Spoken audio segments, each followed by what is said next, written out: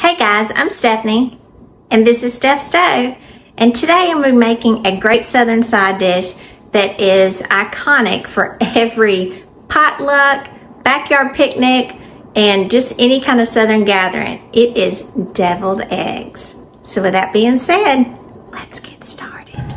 Okay, to get our deviled eggs started, I have my pot here. It's my medium-sized pot with 8 cups of cold water. At this point, my stove is not turned on, and I'm going to go ahead and add my eggs to this. I am going to try to complete this with a dozen, which will be 12 deviled eggs. And so to do that, I will be boiling 6 eggs, because you know the deviled eggs will be halved.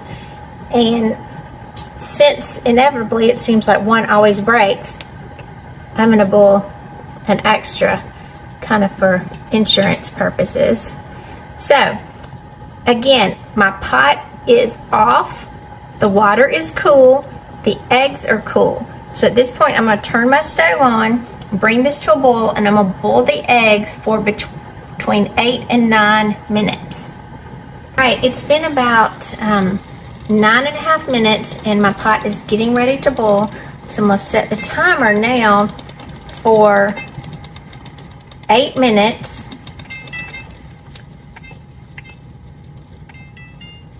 And let our eggs be completely boiled. The 8 minutes uncovered, guys. Check you back in 8. Alright, my timer has just went off on my eggs, and I've turned them off. And right now we are going to take the pot to the sink and drain it and cool these down. Alright, here I am at my sink, and I'm going to get ready to drain this water off of my eggs. And so before I drain it, because the liquid is so hot, I'm going to go ahead and run my water on cool down the sink so it won't harm it. And I'm going to put the lid on here. And again, if you're not comfortable, this is the way that I do it. You're absolutely welcome to pour these in a strainer. This is the way that I've always done it. So very gently pour that hot liquid down the drain.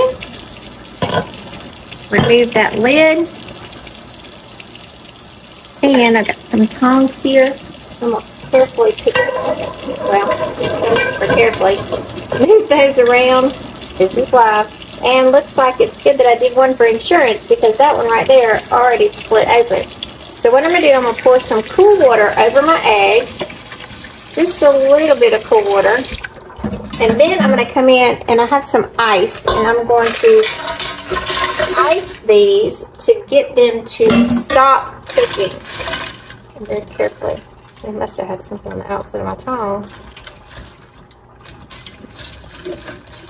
I'm going to move these around, add just a little bit more liquid, and have these cool down again, because when you take things off the stove, just because you turn the stove off, doesn't mean that the cooking process is stopped. It will continue for several minutes. And so again, we want these chilled. I'm going to let these sit for about 10 minutes, and then we're going to start peeling them and deviling them. Alright, it's been about 10 minutes, and you can see there's only one little ice piece that's left. So these are cooled down nicely. And what we're going to do is we're going to start peeling these eggs. And for many people, this is the part where I would say they probably cringe, because it seems like you can have the prettiest eggs and everything looks good, and then it will just tear to pieces as you are trimming it. So what we're going to do, I'm going to go ahead and start with this one that cried, and I'm not draining the water. This water is very cold, so I'm going to leave it, leave my other eggs in here, and I'm just going to finish cracking on the sides here.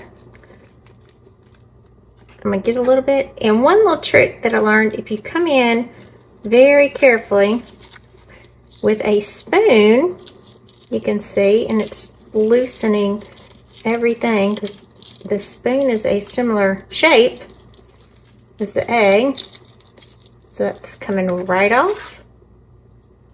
Got a little bit of egg, but again, this is the one that broke. So some of it did seep out. And again, we're going to do this very carefully all the way around. Giving you the little extra membrane. I'm gonna run my water here to the side and run it over it. There we are, our perfectly peeled egg. I'm gonna go ahead and I'm gonna finish peeling the rest of these. And while I'm peeling them, if you haven't noticed, I always put a sack in here, like a used Walmart sack or something like that is perfect. Put in here to put your eggshells in, and that way you have a great place to throw them. So again, I'm gonna go ahead and peel the remainder of these, and then we'll get ready and get us some deviled eggs going on. We peeled all of our eggs, and we've got them laid here. And what you probably should do right before you get ready to cut these and get the yolks out, sometimes there'll still be a little water, so you may want to take your eggs and kind of dry them off just a little bit. I always start with them on a paper plate. I went ahead and dried all of them, but just make sure there's no extra water around. So what we're going to do, we're going to take each of our eggs, hold it in your hands, we're going to cut these vertically. So top to bottom, very carefully, just applying a little bit of pressure, taking them out. Just a little bit of that skin was on there, and if you see any of that, just take it off. We're going to open them. Perfect boiled eggs, and we are going to carefully pop this into our bowl, and I'm going to put each of my halves back on my tray, and then continue and go ahead and cut the rest of them and get ready to add all of our ingredients.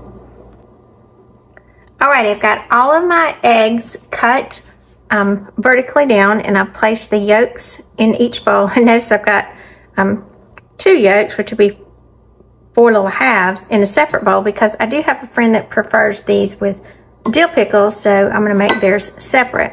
The rest of us generally put sweet pickles in here. So what I'm going to do is I'm going to take a fork, I'm just going to mash the yolks, it's the yellow parts, down to a very fine consistency. Just make sure that you don't have any lumps in this portion. You do want it a smooth consistency. Don't want lumpy deviled eggs.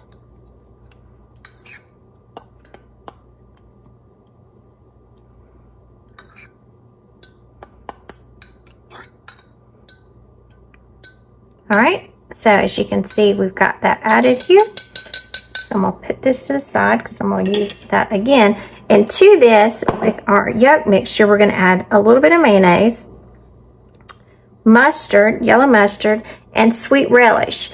So in order to do this, just before you start with your yellow mustard, if it's in a container like this, I would suggest that you squeeze it in the sink first, shake it up really well to be sure you don't get that water portion that comes off first. So I'm going to squeeze this down, and I'm going to add about a teaspoon of yellow mustard. And unfortunately, I think we must have bought this on sale. It's light mayonnaise. Not generally my preference, but it will work.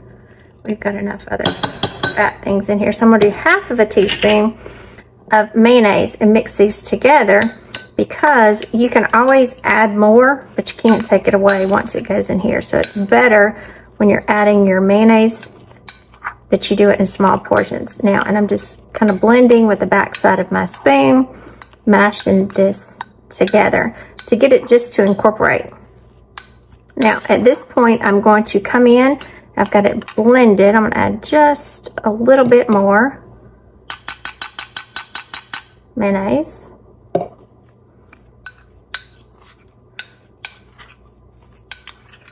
And then I'm going to mix this around, see what we look like. And again, this is going to be a back and forth process, adding just a little bit at a time. And I'm adding, if you can see, just a little touch at a time, so I get a good consistency in here. I'm just kind of shaking it off the end of the spoon. All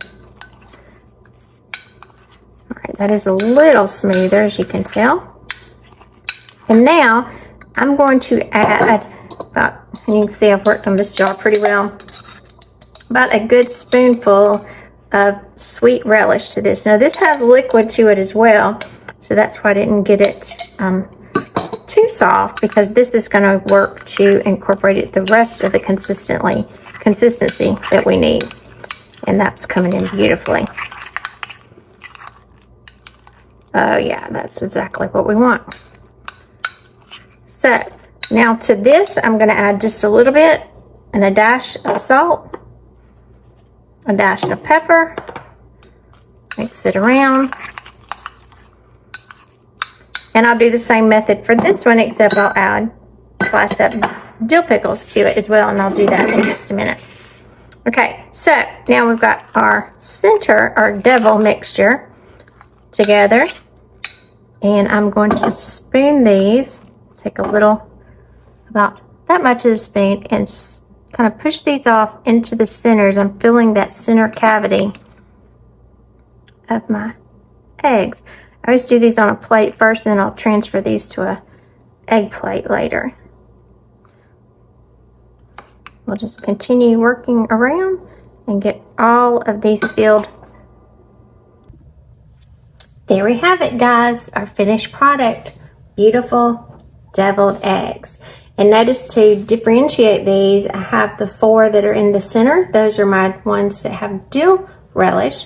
And the ones on the outside perimeter, those have sweet. Now I'm going to go by and gently dust each one of these with paprika. This is smoked paprika. Just one, it makes it pretty. And it just does add a great flavor to deviled eggs. You didn't get very much. Let me get you some right there.